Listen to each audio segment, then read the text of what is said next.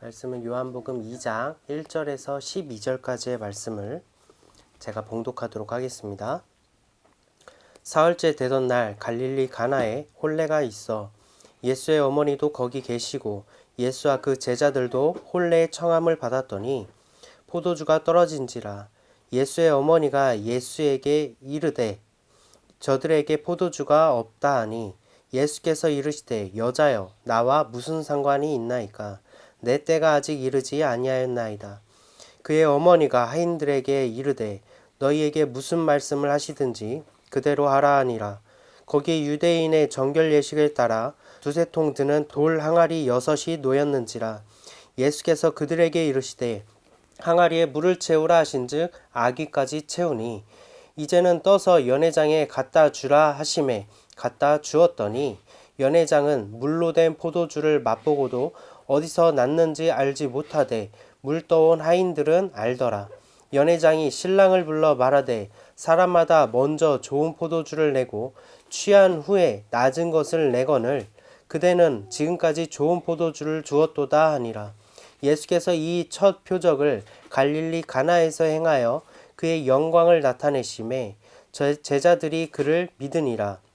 그 후에 예수께서 그 어머니와 형제들과 제자들과 함께 가버나움으로 내려가셨으나 거기에 여러 날 계시지 아니하시니라. 아멘. 자, 오늘의 말씀은 구원의 표적이라는 제목으로 말씀을 증거하도록 하겠습니다. 그리스도의 몸된 교회로서 그의 지체로서 진정한 행복을 누리며 살아오고 계십니까? 아멘. 예수님의 첫 표적으로 알려진 물이 포도주로 변한 가나의 혼인잔치에 대한 이야기를 여러분들은 잘 알고 계실 것입니다.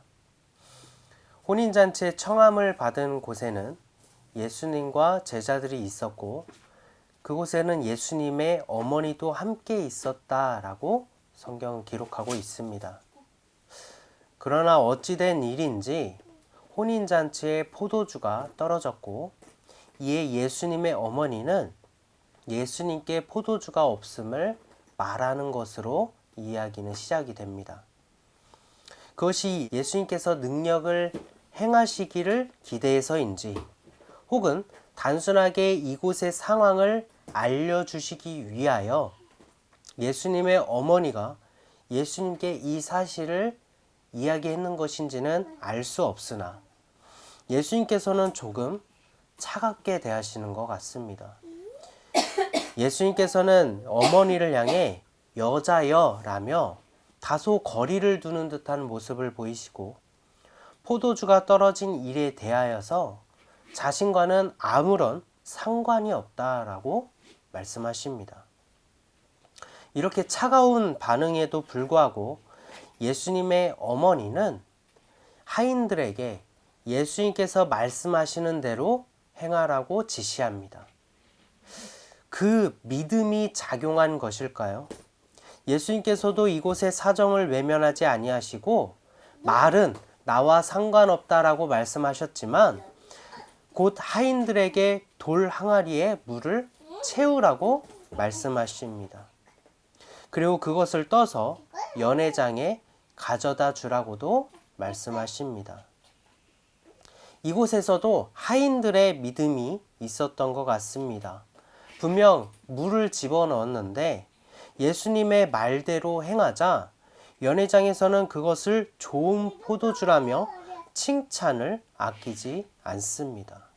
우리는 이를 통해서 예수님의 어머니의 믿음과 그리고 하인들의 믿음에 대한 하인들의 믿음에 대해서 이야기하고는 합니다. 우리 또한 어려운 일들에 대하여 예수님께서 외면하지 아니하시고 기적을 베푸실 것이라고 믿으며 그것을 굳건히 지키는 것이 바로 신앙의 절개요 믿음이라고 생각합니다. 그러나 성경은 온통 비유에 감추어져 있습니다. 오직 예수 그리스도만을 증거하고 있고 예수님께서는 이 땅에 교훈을 주시기 위해서 오신 것이 아니라 하나님의 나라를 증거하시고 우리의 죄를 사하시기 위하여 이 땅에 오신 것입니다. 따라서 예수님의 모든 말과 행동에는 바로 하나님의 나라와 구원이 담겨져 있다는 것입니다. 오늘 본문의 말씀도 마찬가지로 우리를 구원하실 하나님의 그 때를 말하고 있습니다. 이 시간 말씀을 천천히 살펴보면서 진리를 깨닫게 하시는 성령의 도우심이 함께하기를 소망합니다. 오늘 본문의 말씀 요한복음 2장 1절에서 2절의 말씀입니다. 사흘째 되던 날 갈릴리 가나에 혼례가 있어 예수님의 어머니도 거기 계시고 예수와 그 제자들도 혼례의 청함을 받았더니, 사흘째 되던 날이라는 것은 앞으로 기록될 가나의 혼인잔치에 대한 이야기가 예수님께서 무덤에 계시고 부활하실 때 이루어질 이야기, 즉 사흘을 의미하는 것을 나타내고 있는 것입니다. 우리는 지난 시간들을 통해서 예수님께서 이 땅에 오시고 다 이루신 그때의 영적인 일들을 기록한 것이 바로 요한계시록과 수많은 예언서라고 말씀드렸어요.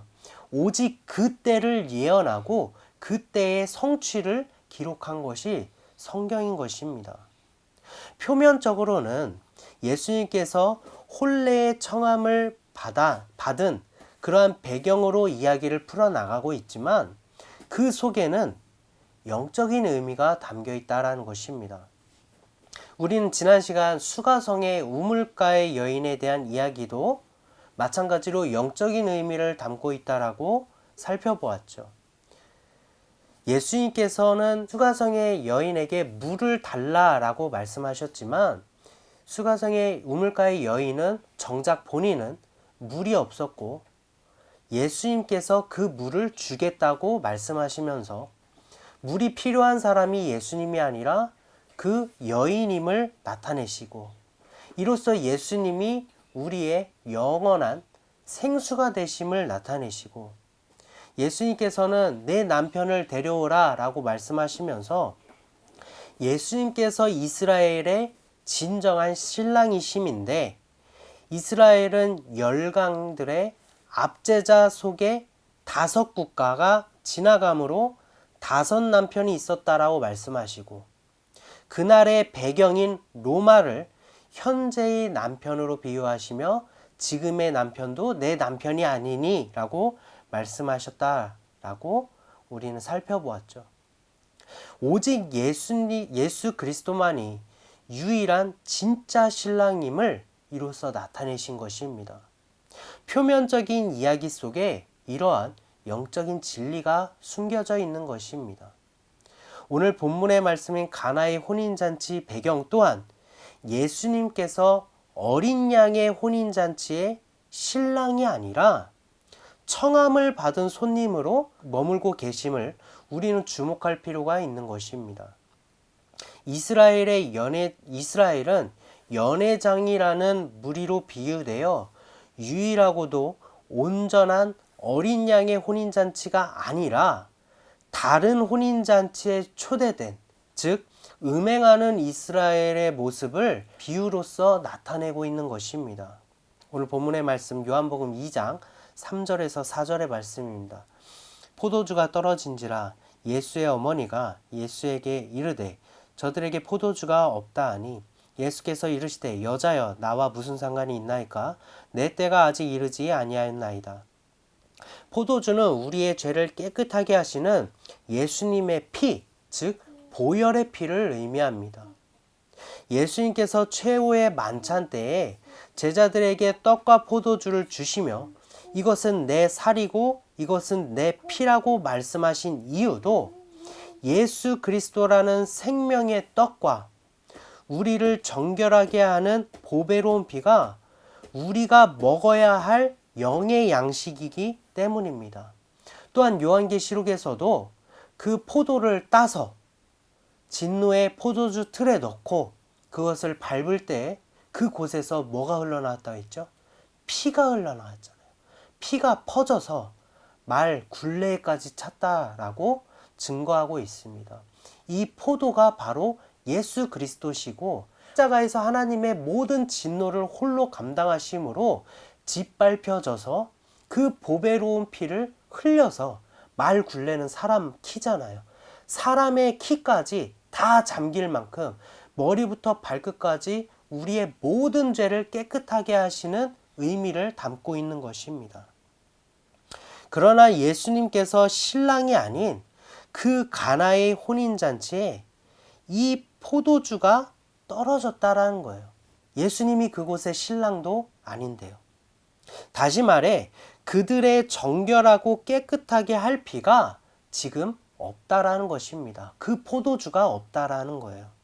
이에 대하여 예수님의 어머니는 예수께 저들에게 포도가 없다라고 말씀하시는 것입니다. 저들을 깨끗하게 할 그 보배로운 피가, 그 포도주가 저들에게 없습니다. 그러나 예수님께서는 이 일에 대하여 자신과는 상관이 없다고 말씀하시는데 성경을 조금 더 살펴보면 그 이유에 대해서 우리는 알 수 있죠. 아직 자신의 때가 이르지 않았다라는 것입니다. 예수님의 때, 하나님의 때는 도대체 무엇일까요? 출애굽기 34장 10절의 말씀입니다. 여호와께서 이르시되 보라 내가 언약을 세우나니 곧 내가 아직 온 땅 아무 국민에게도 행하지 아니한 이적을 너희 전체 백성 앞에 행할 것이라. 내가 머무는 나라 백성이 다 여호와의 행하심을 보리니 내가 너를 위하여 행할 일은 두려운 것임이니라.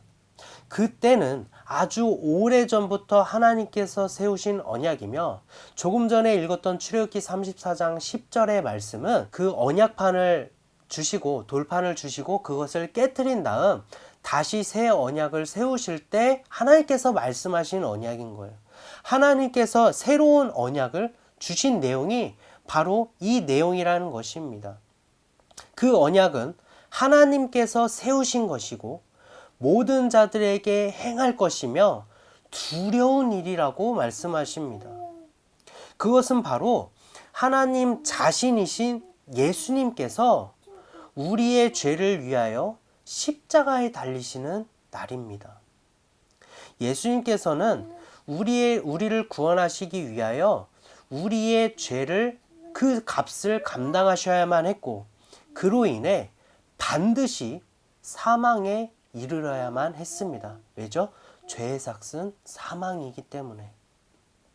그날은 우리의 유일한 구원자가 죽으시는 날이기 때문에 우리는 마귀의 손에 붙임 바 된 날입니다. 그래서 우리에게는 영적으로 가장 두렵고도 슬픈 날입니다. 유일한 구원자이신 예수님께서 죽으시고 우리는 마귀에게 꼼짝없이 내어주었기 때문인 것입니다. 하지만 예수님께서는 그날을 감하셨다라고 말씀하셨고 부활하시고 심판하심으로 다 이루신 것입니다.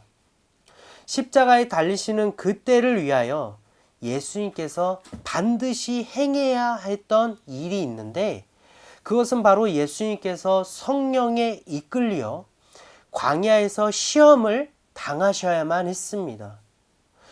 우리는 예수님께서 사복음서에 나오잖아요. 예수님께서 광야에서 시험을 당하신 것을 단순하게 여기는 경향이 있지만 이 광야의 시험은 우리가 생각하는 것보다 아주 큰 의미가 있습니다.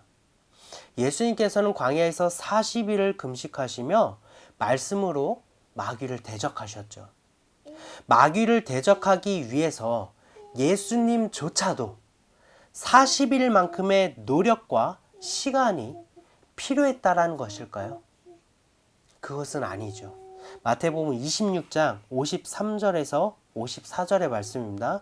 너는 내가 내 아버지께 구하여 지금 12군단 더 되는 천사를 보내시게 할 수 없는 줄로 아느냐. 내가 만일 그렇게 하면 이런 일이 있으리라 한 성경이 어떻게 이루어지겠느냐 하시더라. 아멘. 예수님께서는 분명히 능력이 있으시지만 단 한순간이라도 마귀를 멸하실 수 있는 그 권세가 있으시지만 40일 동안 금식하고 대적하신 이유는 바로 우리의 죄 때문인 것입니다.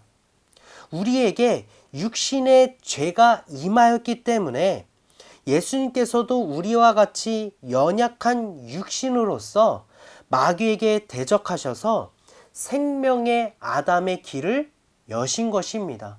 그래서 그리스도로부터 난 자들이라고 이야기하는 것이 예수님께서 생명의 아담이 되셨기 때문에 그 생명의 아담으로부터 난 자들은 죄가 더 이상 우리를 정죄하지 못하고 마귀가 우리를 주장하지 못하고 오직 예수 그리스도로 난 그 혈통으로 이어진 것입니다. 그래서 그 광야의 시험을 예수님께서 반드시 이루셔야만 했던 거예요. 예수님께서 광야에서 마귀를 대적하신 일의 영적인 일은 요한계시록에 기록된 말씀과 같이 그가 먼저 이긴 자가 되시고 아버지께로부터 무저갱의 열쇠를 받아 의도적으로 무저갱을 여셨다라고 말씀드렸죠. 무저갱을 여심으로 영원의 세월에 결박된 마귀가 그 무저갱에서 노임을 받게 된 것입니다.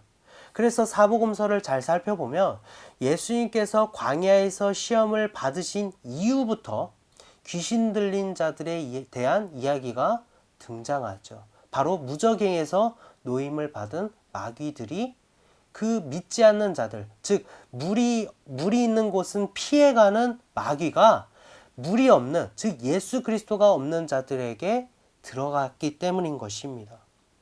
이 마귀가 바로 일곱 왕, 일곱 머리의 짐승으로 비유된 세상의 왕으로 군림하게 되는데, 이 마귀를 심판하심으로 시편에 기록된 리오야단의 머리를 쪼개신다는 예언이 성취된 것이고, 우리 또한 이긴 자로 만드시기 위하여 곡과 마곡의 전쟁, 즉 마귀와 우리를 의도적으로 싸움을 붙이신다는 의미로 이미 머리가 깨진 그 마귀와 우리를 싸움을 붙이신 거예요. 이미 힘을 잃고 이미 심판받은 마귀와 우리를 싸움을 붙이셨다라는 것입니다. 그 의미로 그 용을 사막에 사는 자들에게 먹이로 주신다는 예언 또한 성취된 것입니다. 마귀를 우리에게 밥으로 주셨다라는 거예요. 마가복음 3장 27절의 말씀입니다. 사람이 먼저 강한 자를 결박하지 않고는 그 강한 자의 집에 들어가 세간을 강탈하지 못하리니 결박한 후에야 그 집을 강탈하리라. 예수님께서 먼저 이긴 자가 되시고 십자가에 달리시고 다 이루신 것은 결국 이러한 영적인 일들을 담고 있는 것인데, 그 일의 첫 단추로서 먼저 이긴 자가 돼야 하기 때문에 아직 내 때가 이르지 않았다라고 말씀하신 거예요. 그가 이긴 자가 되시면 포로된 이스라엘의 신부를 되찾으시는 신랑으로 오시는 것인데, 지금은 어떤 입장으로 오셨죠? 청함을 받은 자로 오셨잖아요.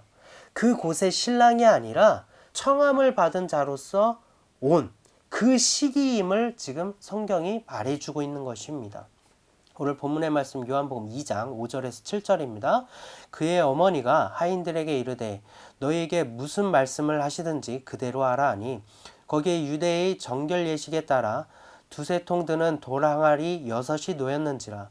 예수께서 그들에게 이르시되 항아리에 물을 채우라 하신즉 아기까지 채우니. 우리는 예수님의 어머니와 하인을 주목하여 교훈을 얻고자 하지만 오직 성경은 예수 그리스도만을 증거하고 있습니다. 따라서 감추인 진리를 위하여 예수님의 어머니와 하인을 그러한 사실적 배경으로 여기며 참된 진리가, 감추인 진리가 무엇인지를 설명하기 위함이지, 중요한 본질은 가나의 혼인잔치에는 유대인의 정결 예식을 따르기 위한, 즉 율법에 의한 돌 항아리가 있었다라는 거예요. 포도주가 담겨 있다가 부족하게 된 돌 항아리인지, 가득 채웠다가 포도주가 비어서 빈 돌 항아리인지 지금 이때부터 지금 이 본문의 말씀부터 앞으로 예수님께서 표적을 나타내시기 위하여 등장한 새로운 소재인지는 알 수 없으나 분명한 사실은 돌 항아리가 의미하는 것은 죄의 근원, 즉 땅을 의미하는 것입니다.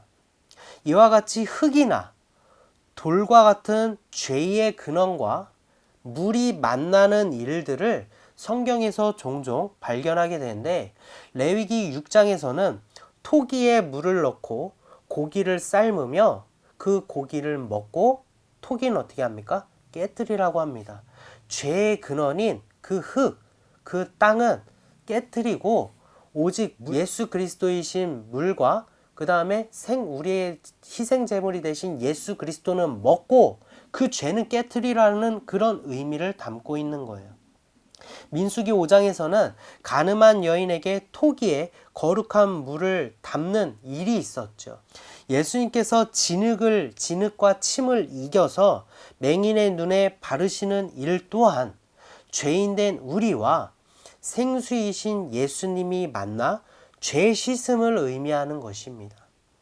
그 죄악의 돌 항아리 6이 있다라는 것은 수가성 우물가 여인과 같이 5 남편과 지금의 남편, 즉 6 남편을 의미하는 것으로 이스라엘이 열강의 압제, 즉 애굽과 아수르와 바벨론과 바사와 헬라와 로마이며 영적인 의미로는 이스라엘은 그 모든 세월 동안에 압제자의 손에 붙임바 되었고 이스라엘은 이를 신랑으로 여기며 음행하였고 결과적으로는 마귀의 포로였음을 의미하고 있는 것입니다. 가나의 혼인잔치는 영적으로 이스라엘의 음행의 혼례이며 6 돌 항아리 또한 마귀의 포로였음을 의미하고 있는 거예요.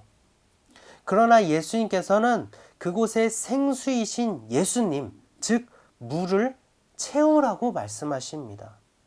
물이신 예수 그리스도가 압제자의 포로된 이스라엘의 돌 항아리에 가득 채워집니다. 이로써 죄악의 근원인 땅, 그 돌 항아리와 생명의 근원이신 예수가 만나게 되는 것입니다. 오늘 본문의 말씀 2장 8절에서 10절의 말씀입니다. 이제는 떠서 연회장에 갖다 주라 하심에 갖다 주었더니 연회장은 물로 된 포도주를 맛보고도 어디서 났는지 알지 못하되 물 떠온 하인들은 알더라. 연회장이 신랑을 불러 말하되 사람마다 먼저 좋은 포도주를 내고 취한 후에 낮은 것을 내거늘 그대는 지금까지 좋은 포도주를 두었도다 하니라. 죄악된 이스라엘의 돌 항아리와 생수이신 예수 그리스도가 만날 때 죄 씻음의 보혈에 피인 포도주로 변하게 됩니다. 9절에서는 이를 물로 된 포도주라고 기록되고 있습니다. 예수 그리스도로 비롯된 죄 씻음, 정결, 보혈의 피. 성경은 연회장을 의인화하여서 하나의 무리로서 이야기하고 있죠. 이 연회장은 혼인잔치의 청함을 받은 이스라엘을 의미하며 그 무리가 예수 그리스도의 보혈에 피인 참 포도주를 먹게 되자 그것이 좋은 포도주임을 깨닫고 신랑을 찾게 됩니다. 그런데 여기서 신랑을 찾는 그 신랑이 어린 양의 혼인잔치의 신랑이신 예수님을 찾은 것일까요? 아니죠. 다른 신랑을 그곳에 음행하고 있는 이스라엘 백성이 영적으로는 음행하는 그 혼례잔치에 신랑을 찾고 있는 거예요. 무리는 신랑에게 조금 전 물로 된 포도주가 더 좋은 포도주임을 말합니다. 그 신랑은 마귀입니다. 이전 포도주는 이 신랑이 예비한 좋지 않은 포도주이며 새롭게 마신 포도주는 예수님이신 포도주인 거예요. 그 포도주가 다른 것입니다. 거짓된 신랑은 이들에게 자신의 의를 나타내는 거짓된 포도주를 준 것입니다. 그 포도주는 거짓된 포도주여서 그것을 먹고 자신의 의로 자신이 정결하게 되고 자신이 깨끗하고 자신이 의로워질 수 있다라고 착각하게 만드는 거짓된 포도주를 준 것이며, 참 신랑이시며 죄 씻음을 이루어 주시는 참 포도주이신 예수님과 지금 대립하고 있는 장면인 것입니다. 그들은 거짓된 포도주로서 자신의 의에 이미 취해 있었으나 진리이시며 참 포도주이신 예수 그리스도를 먹을 때 그들은 취해 있었으나 무엇이 좋은지를 알 수 있었습니다. 성도 여러분, 우리는 성경에서 영생을 얻은 줄로 생각하고 성경을 연구하고 그 교훈대로 살아가려고 하고 있지만, 성경은 오직 예수 그리스도 한 분만을 증거하고 있으며 우리의 행함과 노력이 아닌 오직 그를 믿는 믿음으로 구원의 이름을 기억하시기 바랍니다. 예수님께서는 성경을 통해 그가 이루실 일들에 대한 표적을 나타내셨고 십자가를 짊어지심으로 모든 것을 다 이루셨습니다. 다 성취하셨습니다. 그리고 구하는 자들에게 다 이루신, 다 성취하신 예수 그리스도의 영이신 성령을 주겠다고 말씀하십니다.